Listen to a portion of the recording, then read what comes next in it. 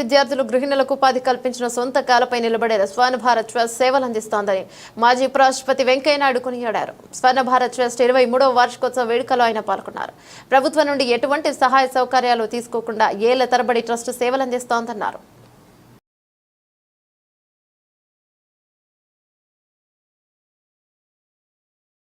ఈరోజు ఈ పండుగ మనందరి పండుగ.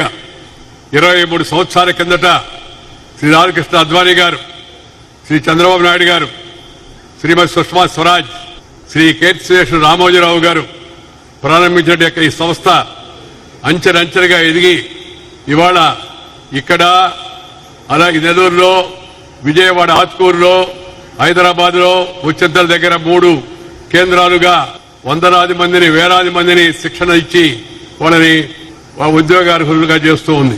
గ్రామీణ ప్రాంతాల్లో ఉండే రైతులు వాళ్ళకి అధునాతన శాస్త్రీయ సాంకేతిక పరిజ్ఞానాన్ని ఇచ్చడం, 2 గ్రామీణ ప్రాంతాల్లో మహిళలు వాళ్ళకి సాధికారిత కాస్త ట్రైనింగ్ ఇచ్చి సొంత కాళ్లపై నిలబడేట్టుగా, అలాగే యువకులు, ఈ దేశ జనాభా 143 కోట్లు యువకులు కాస్త 10th క్లాసు ఇంటర్మీడియట్ దాటి చదవలేకున్నారు గ్రామీణ ప్రాంతాల్లో పేదలు.